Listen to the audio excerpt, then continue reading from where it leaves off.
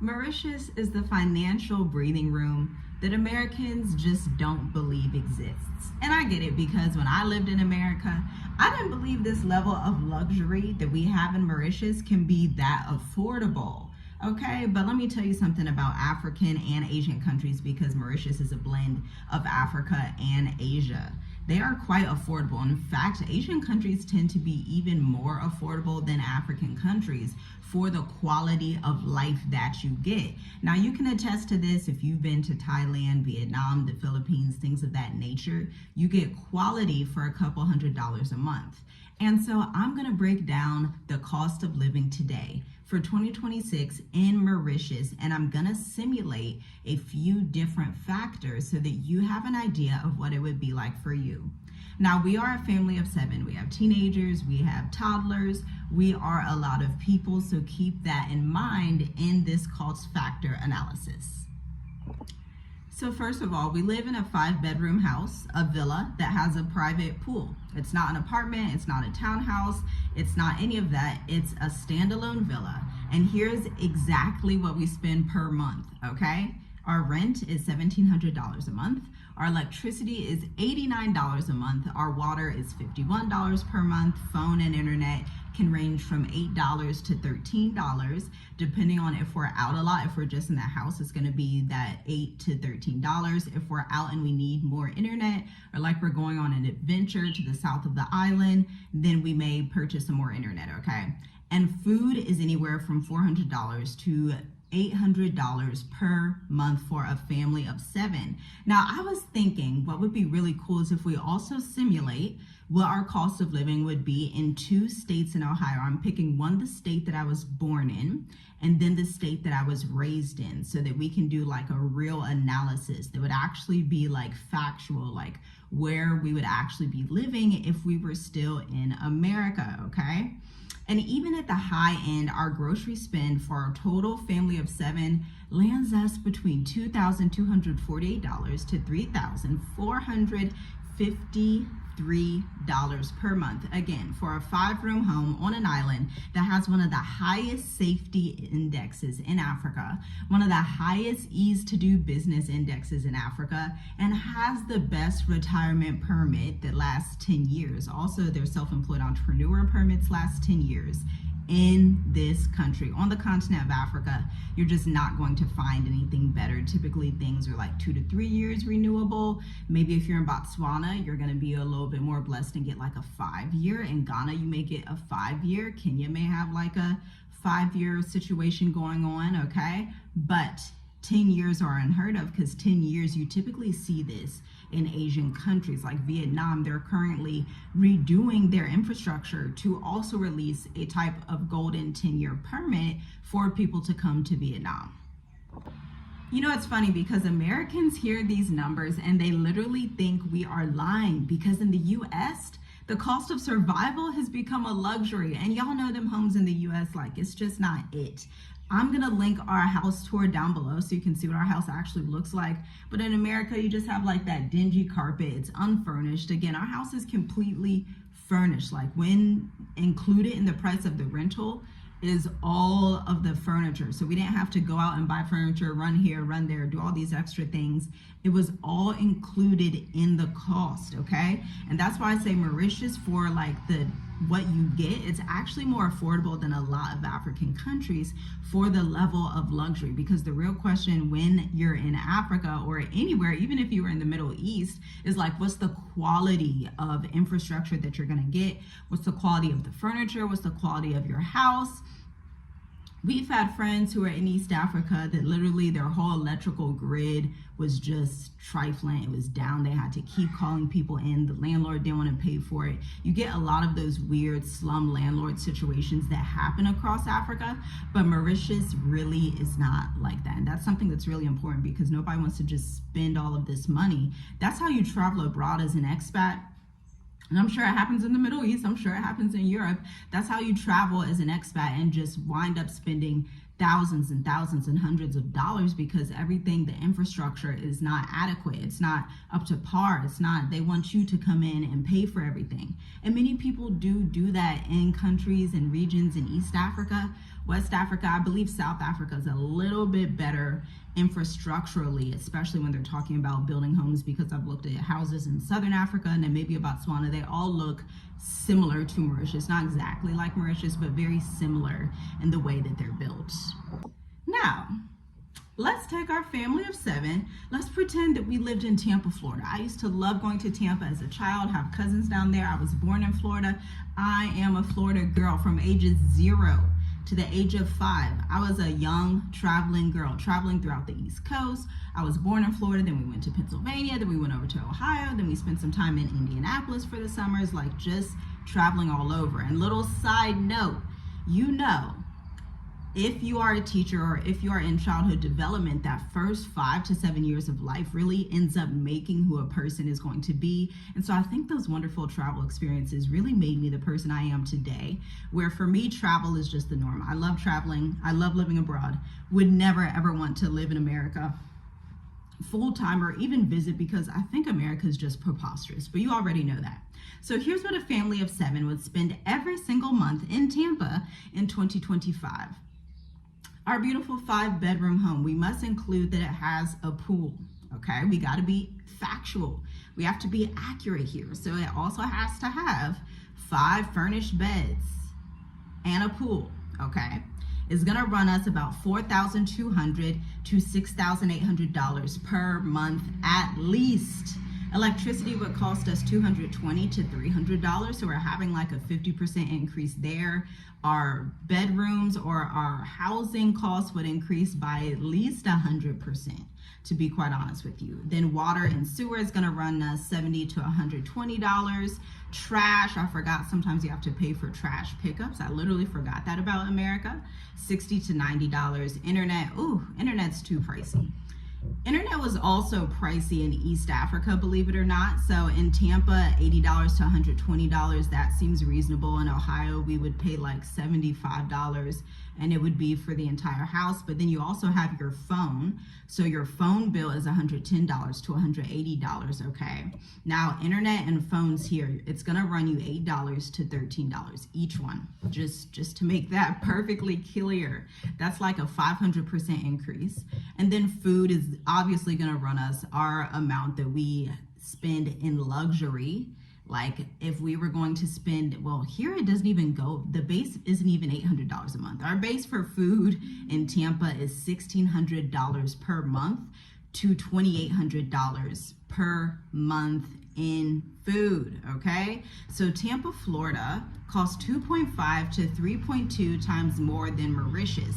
And the annual difference that we save by living in Mauritius, this is so important, because this is where you can invest in your retirement. This is where you can invest in your business. This is where you can invest in adventures with your family and live like a much slower pace of life, where you're not having to work 40 hours a week. You're not having to work a second job in retirement. You're not having to just be so stressed out. By the way, if you are of retired age or you want to get a digital nomad visa, you want to take a sabbatical somewhere like Mauritius, you want to know about digital nomad visas, but you are exhausted.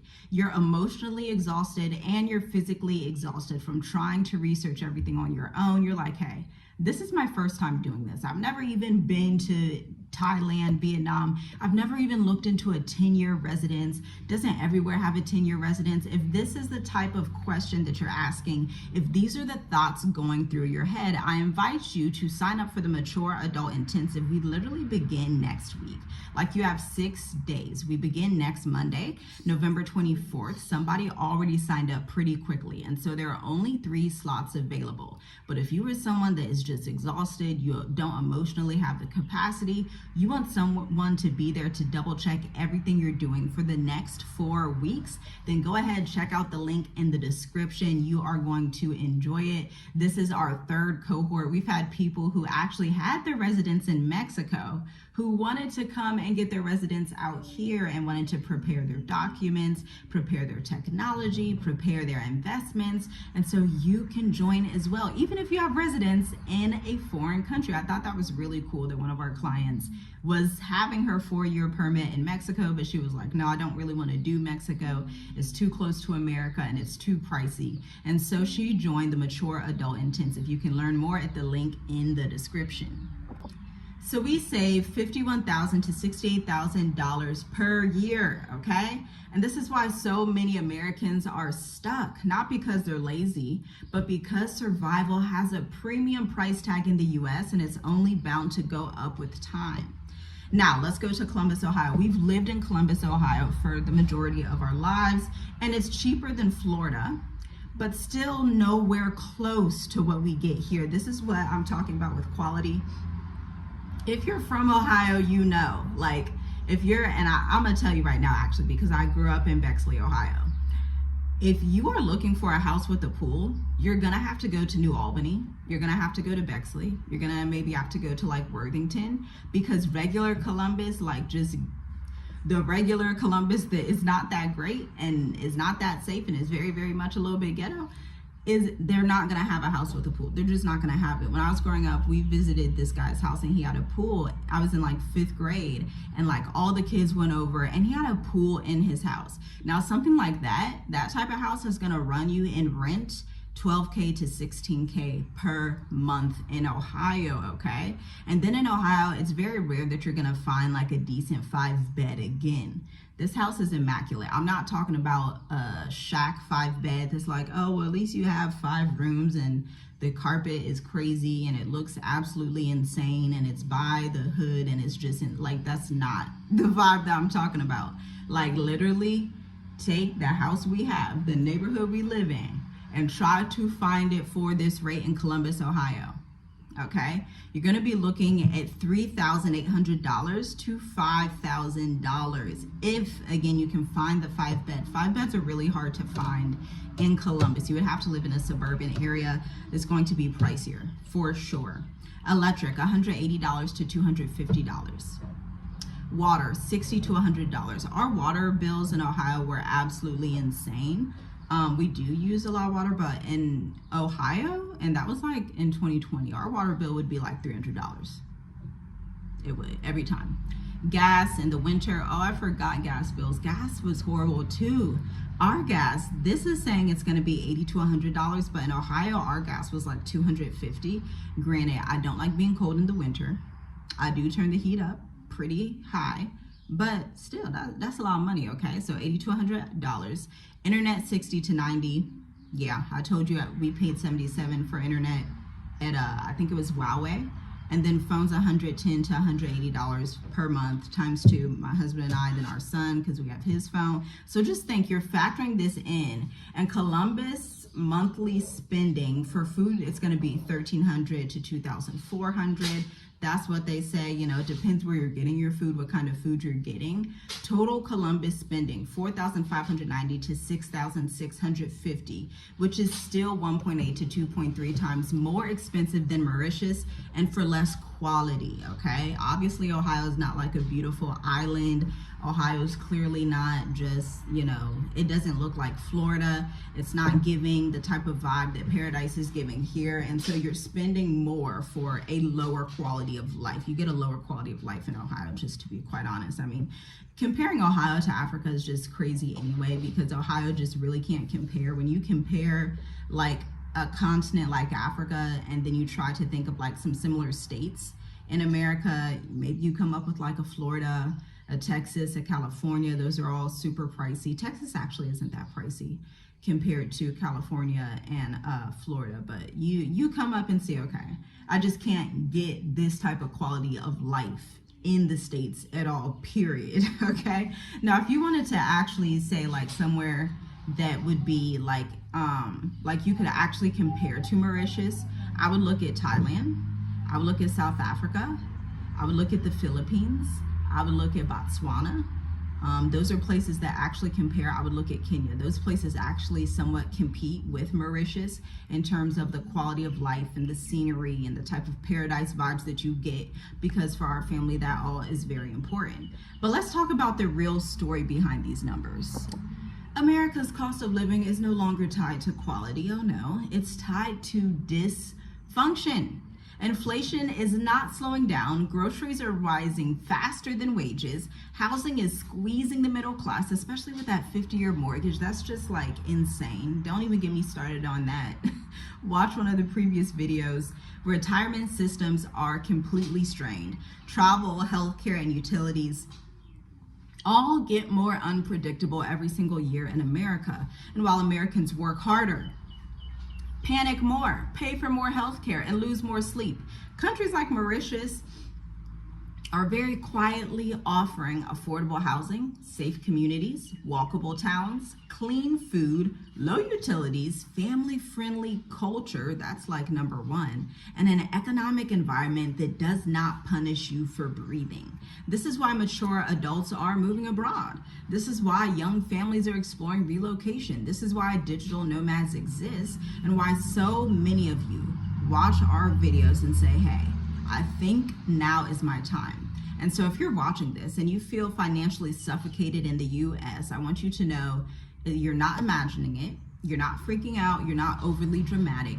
The US is not livable.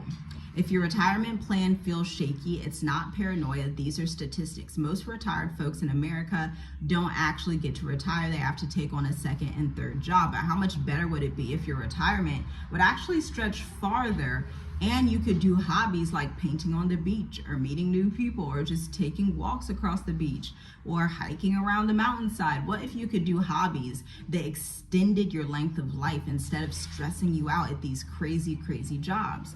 And if you're tired of your income disappearing into housing, utilities, emergency, healthcare, taxes, and food before you even get to breathe, your problem is not budgeting, it's geography. It's completely a geographical issue. Like, take out a map and say, okay, where can I go on planet Earth that's gonna be more affordable? Again, some great places you could: Mauritius, Kenya, Seychelles, Botswana, South Africa, Namibia, Ghana potentially, although watch out for their water situation. Senegal is visa free for Americans.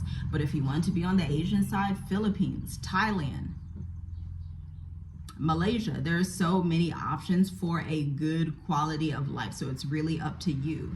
And the numbers prove that there are places where your income stretches, your health improves, and your stress goes way down, and your children get a future that is not weighed down by debt. And so you don't need permission, but you do need a plan. You do need to speak with an advisor. You do need to talk to someone who is well versed in some of these policies, global policies, geopolitics, because making a big move like this isn't something you just willy-nilly do on a whim. And you want to make sure that you are speaking with people who pay attention to geopolitics and not just lifestyle. It's very, very important. We talk about this so much on this channel in the State of the Diaspora, the Mature Adult Intensive, why you need to pay attention to geopolitics, because geopolitics is literally a life and death scenario. And Mauritius is not the only option, but it's one of the clearest examples of what's possible outside of the US. A 5-bedroom villa with a pool for $1,700, utilities under $150, a full family of 7 budget under $3,500 is the new norm. Meanwhile, Tampa, Florida, for our family would demand $9,000 flat out per month. Columbus, $6,600 flat out per month. And the math speaks for itself. The future is calling. And for so many Americans, the answer is not work harder. The answer is get up, book your plane ticket, and leave. Strategize, because at the end of the day, you are wasting money in America. $9,000 in Tampa, Florida, $6,600 per month in Columbus, Ohio. Oh, then don't be somebody that has a health scare or anything like that. Then you're just like completely left field. Joining the Mature Adult Intensive is more affordable than staying in America, period.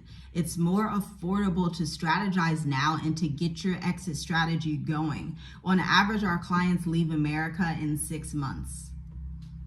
Sometimes less, a lot of times less, but on average, it's about 6 months of planning, making sure they have the 4 to 5 essential digital nomad banks, making sure they have their VPNs and the right phone system so they can call their family without having to overly pay T-Mobile because the internet on T-Mobile does not function outside of America, or avoiding issues where they have account freezers because they didn't do the due diligence to figure out the logistics and systems that work for their bank abroad.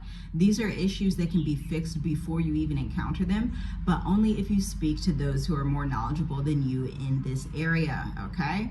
And again, for many Americans, the answer is not going to be work harder. It's go where you are financially treated better. Shalom, shalom. I'll see you in the next video.